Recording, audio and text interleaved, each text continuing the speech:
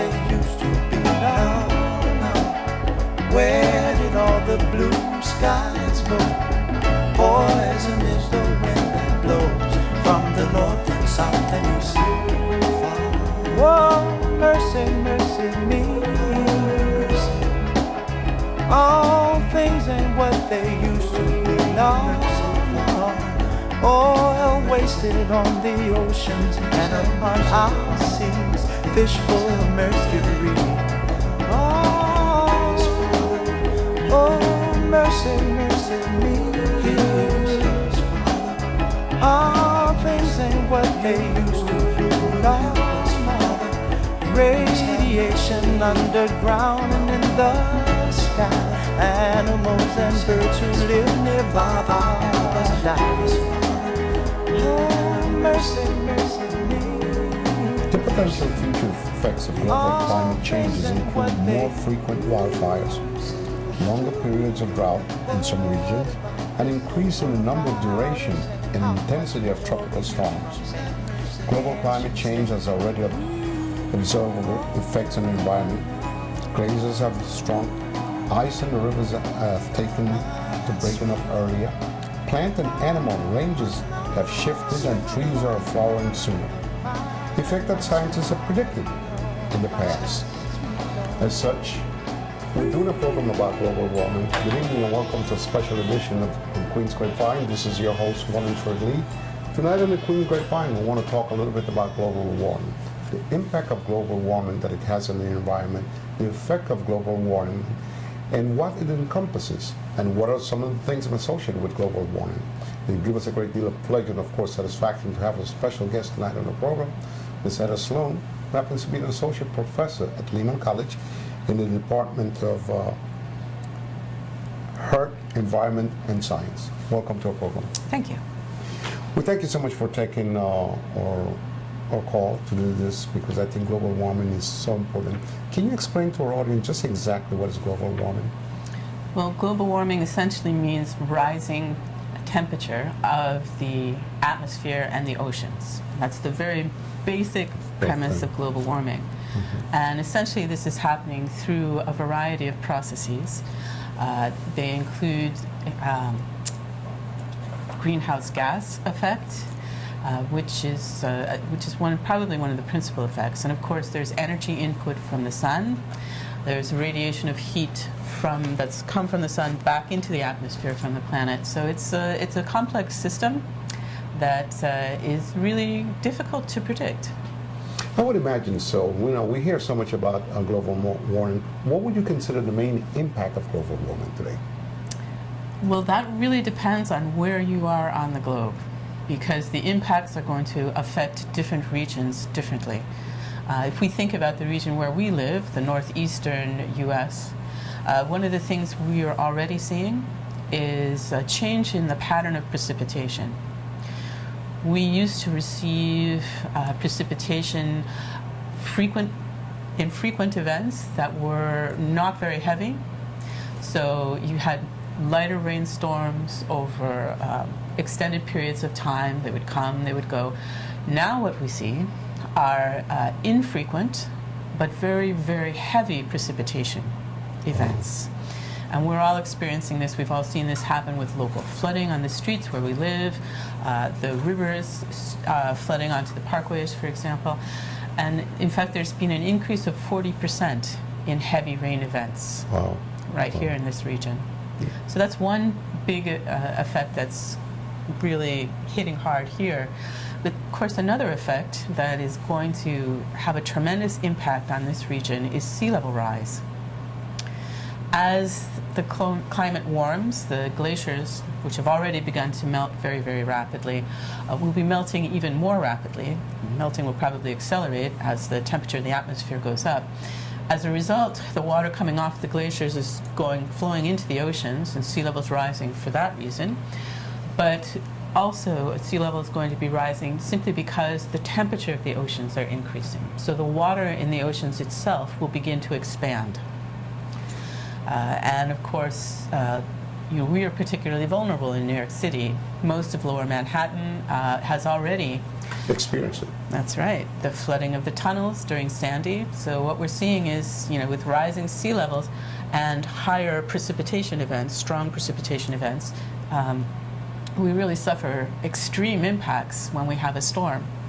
I would say it's important you mentioned Sandy, which was a storm that came by New York a couple of years ago. We saw what happened in Long Island and in Staten Island. When you talk about the raising of the oceans, the rain, and the heavy flooding and stuff like that, those are some of the impacts that have affected us in this area, but I'm sure global warming has also affected other impact of the countries such as Dallas and other places. So it depends on the region, I imagine. Yeah, it is. It's very region specific. Like, as you mentioned, Dallas, they've had terrible flooding events recently, as well as the eastern seaboard states have also received, really large, very heavy precipitation events that have caused flooding there. And on the other hand, you look out at California, they're experiencing a drought, and associated very, very bad drought, very serious drought, and associated with that are extensive wildfires. One of the things I find interesting that the scientists have always predicted this years back. If you go back to 1980, the scientists are really zeroing on this thing about global warming. Mm-hmm. A lot of people did not take it really seriously, or did not probably the proper education to understand the meaning of it. And that's one of the reasons why we're doing a program of this magnitude, and we don't have words to thank Heather for being our guest to talk about these type of things. And are there more? Is the globe continue to be warming more today? Absolutely. We have on record a warming, depending on where you are in the country, of between 1/2 to about 2 degrees in the last 5 decades or so. But we are predicting a rise in temperature of 2 to 4 degrees Fahrenheit within the next couple of decades. And I think it's probably safe to say, and in fact, that the federal government has readjusted its predictions, saying that we were looking at maybe a 3 to 5 degree warming within the next century. They have rolled that back to by 2050. What type of increase will do to the globe? What will it do to certain regions? Well, we're going to see a change in precipitation patterns. So you'll either receive less rain or more rain than you used to get. We'll see rising atmospheric temperatures. So summers are going to be very, very hot in places like New York, because it doesn't cool down well at night. There'll be very little relief from the heat in the evening. In addition to that, we'll see more variability in summer and winter temperatures in some places. We just experienced a very, very warm winter, for example, and a very warm summer. And so it's very unusual, not to mention the fact that it's dry. Some places in central and western New York are suffering from what's being labeled a severe drought at this point. So it's going to have impacts on agriculture. It will also have an impact on the distribution of species. And one case that's in the news, insects as well. So for example, the mosquitoes that carry the Zika virus are now moving gradually northwards in response to ever-warming temperatures. Wow. So, we're going to see changes in the pattern of not just the distribution of animals, plants, and insects, but also the distribution of diseases. Well, amazing. So it goes without saying the impact of global warming and the changes in the climate has a direct impact on the environment and also on us. You mentioned the greenhouse. Let's talk a little bit of the greenhouse. Can you tell our viewing audience just the impact of the greenhouse and the behavior of we human to the environment and the effect that it has? Mm-hmm. Well, as you know, probably a greenhouse is a glass house that allows the sunlight to pass through, but traps the heat from that sunlight within the greenhouse. And for the Earth, what we're seeing happening is the gases, what we call greenhouse gases, are acting like the glass on the greenhouse. They allow the sunlight to come through, but they don't allow the heat from the Earth to re-escape out into space. And so the atmosphere gradually becomes warmer and warmer. Now, the impact that humans are having comes into play when we begin to look at what greenhouse gases are. And they're largely carbon dioxide, sulfur dioxide, Water vapor and methane are some of the key ones. And of course, it's very, very easy to link the increase in concentrations of carbon dioxide in the atmosphere with human activity, in particular industrial activity and the generation of electrical power. Especially the industrial side of it. Yes. It has a great impact on the environment in more ways than one. Yes. How can we as a society prepare ourselves for climate change, for global warming? How do we prepare ourselves? Because I know it goes, I guess, by region, but it's just so involved in the environment and the effect that it has. How can we prepare ourselves for that?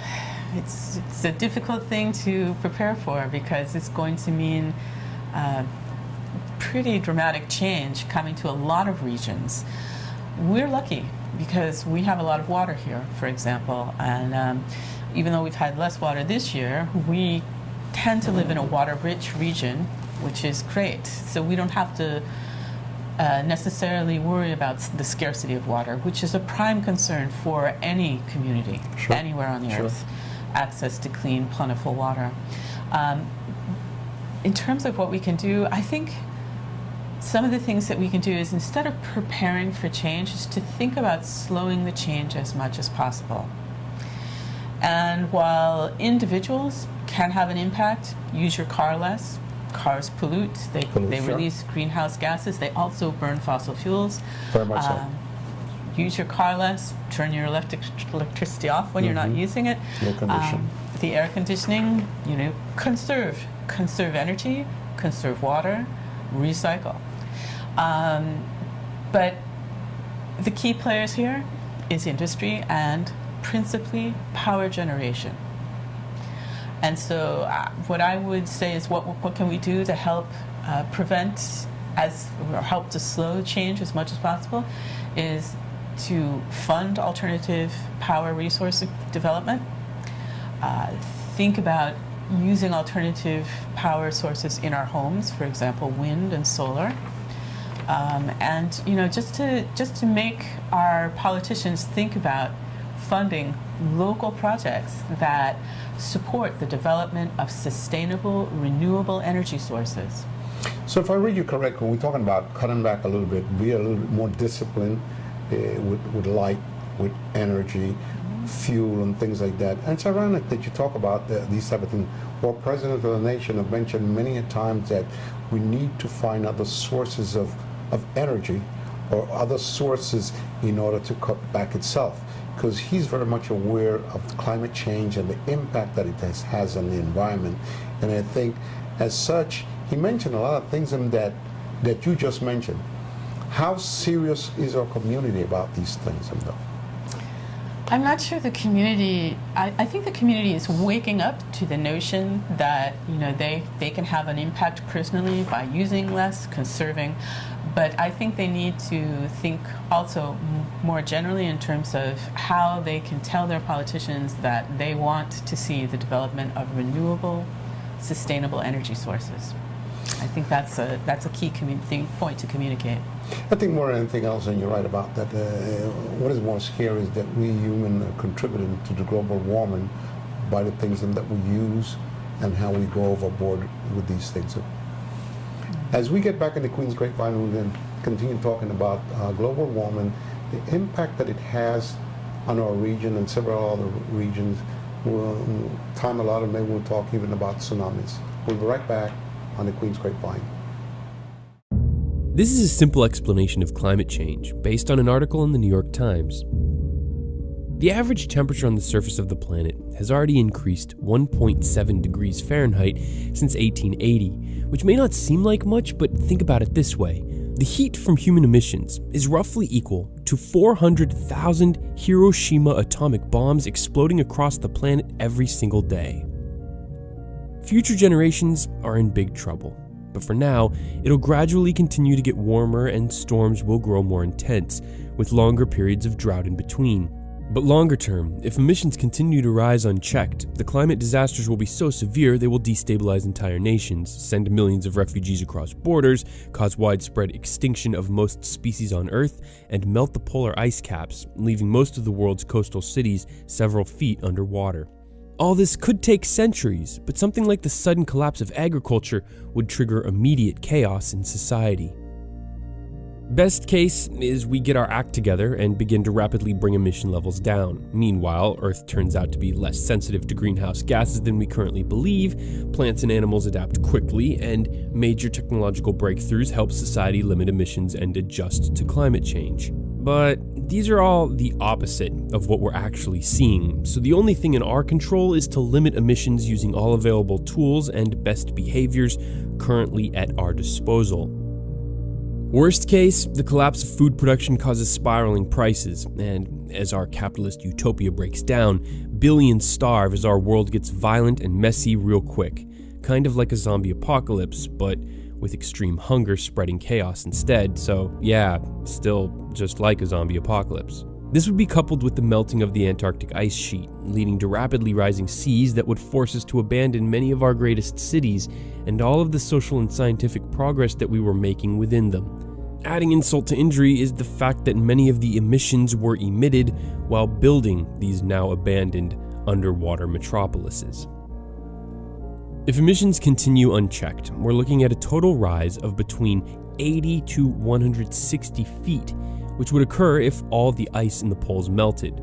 So the oceans will rise. The real question is how fast. Scientists only have Earth's history to base their predictions on, which suggests that the rate has occasionally hit 1 foot per decade, so we'll have to adapt to an altered coastline sooner or later, but probably much sooner than later, because computer forecasts only give us a range of future possibilities. The most important evidence comes from the study of past climate conditions, which clearly show that every time the amount of carbon dioxide in the air rises, the Earth warms up, ice melts, and the ocean rises. What's important to remember here is that we are in uncharted territory. Humans are pumping carbon dioxide into the air far faster than nature ever has before us. Scientists have been publishing strong evidence that warming is making drought and heat waves more frequent, causing heavier rainstorms and more severe coastal flooding. But while the internet has made us all more aware of weather disasters in distant countries, it's hard to prove these are all directly made worse by climate change. Canada and Russia both have vast frozen lands and could see some economic benefits from a warmer climate. Putin and the Russians, and until recently Canada as well, have been reluctant to make ambitious climate commitments, but expect that to change as these countries realize they will be swamped by millions of refugees from less fortunate nations. Libertarians and other political conservatives do not like the policies proposed to fight climate change, and have chosen to try and block them by actively undermining the science. This effort has been funded by the oil and coal industry, who favor making money above all else. As more resources are devoted to solving the problem, our chances at big technological breakthroughs are improving, but we still should be spending about 3 times as much money as we currently are on these efforts, according to several in-depth reports. You can reduce your carbon footprint by doing things like plugging leaks in your home insulation, installing a smart thermostat, taking public transit, taking less airplane trips, buying an electric car, and putting solar panels on your roof. A big one is eating less meat. But what's really needed is for you to speak up and exercise your rights as a citizen, because strong, collective action through state and national policies is how we'll make the most impact. Considering that we've been ignoring scientists' warnings since the 80s to limit emissions, we're pretty late in the game. But we've finally reached a moment where nearly every country in the world agrees this is a huge problem and seem ready to commit to taking at least some kind of action. Leading corporations will continue to make bold promises to do their part, low-emission technologies will improve, and many states and cities will go much further than any goals set by their national governments. The United States, the world's biggest economy, is finally starting to move aggressively, and China, the world's largest emitter, is beginning to recognize that it needs to do the same, as many of its megacities will be underwater if the seas rise too high. But it's up to us, the ordinary citizens, to continue demanding our political leaders tackle climate change, the hardest problem that humanity has ever faced. So like and share this video to help it spread. A special thanks to Justin Gillis of the New York Times for putting together the original article, which is linked in the more info section below. Whoa, oh, mercy, mercy me. All things ain't what they used to And we're back here in Queen's Grapevine as we continue talking about global warming, the impact that it has in our region here and the entire United States, and I guess it's by different region. Some of us are experiencing drought in certain part of the United States. Others are floods, as we experienced recently all over Texas, Dallas, Houston. We talked about a little bit about the impact of global warming and the cost of it. And we don't have words at all to thank our special guest who has been kind enough to be in our program to talk about this sensitive matter that has such a big impact on us. One of the questions in some of my research, and I wasn't sure, what impact does the sun has on global warming? Right, so the sun actually radiates varying amounts of energy over time. And of course, the sun is the principal source of energy within the atmosphere and the oceans on Earth. And so that's the energy source for most of the processes that are happening within the atmosphere and in the oceans that determine our climate. That sun. Can we expect more damages from global warming as we move forward? Yes, I think we can. I think we've already mentioned sea level rise and heavy precipitation events, but another thing we're also seeing is increased strong storms like hurricanes and tropical storms. And one of the things scientists predicted early on, you mentioned in the 1980s, scientists started talking about global warming. They predicted that we would have an increased number of severe hurricane events in any given hurricane season. But what we found is, instead of an increased number, is an increased intensity of hurricane events. And we've experienced this recently with Floyd, with Irene, and with Sandy. These have been severe events which really outstripped any expectations we had of the damage that they might do.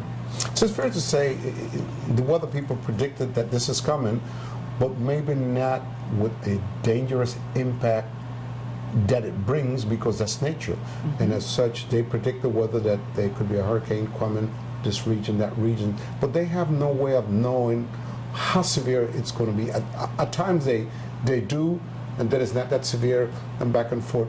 So as such, it's so difficult to prepare for these type of things.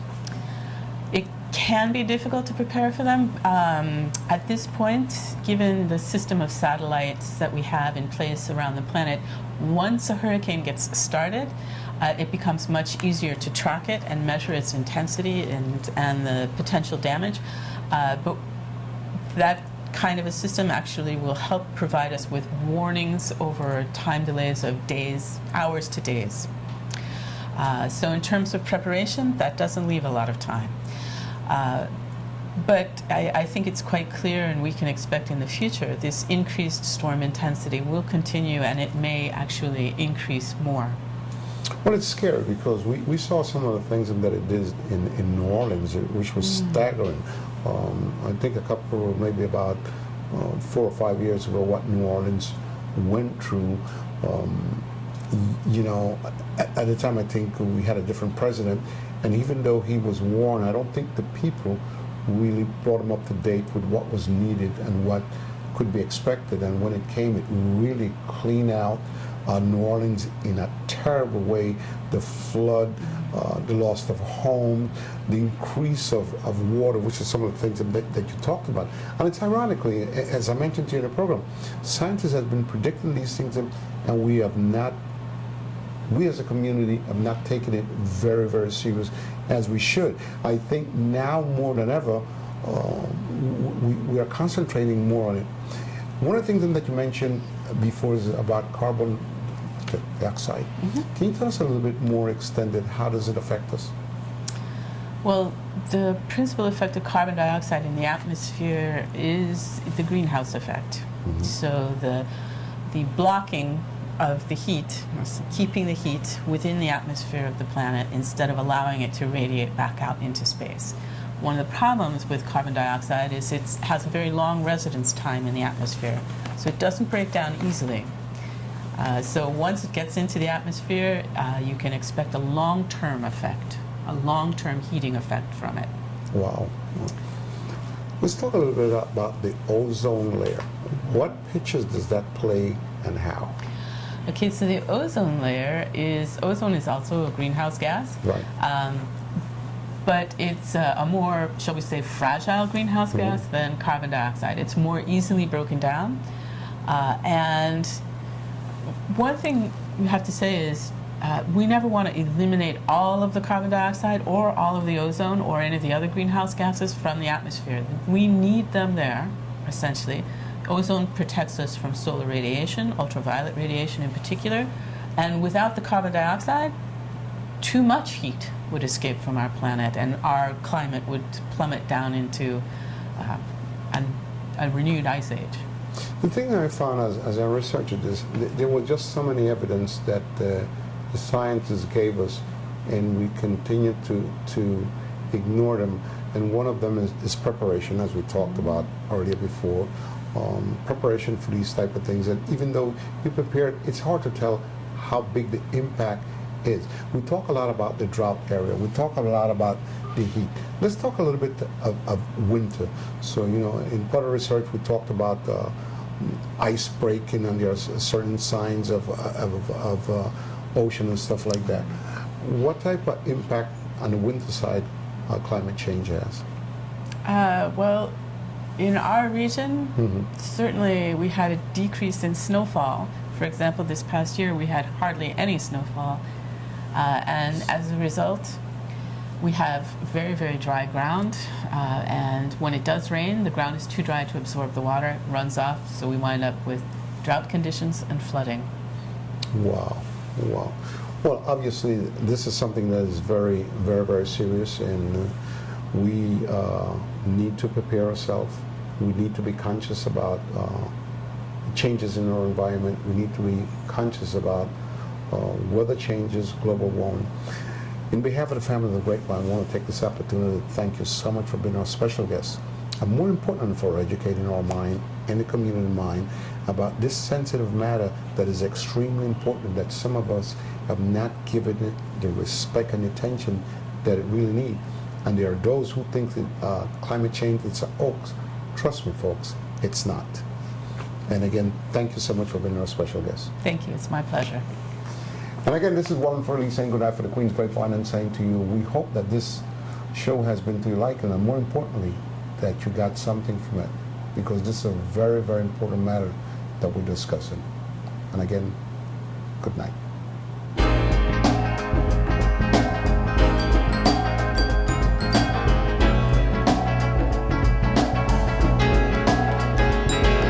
Whoa, oh, mercy, mercy me.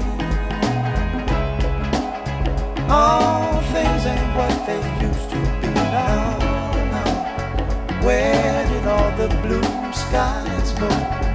Poison is the wind that blows from the north and south and east.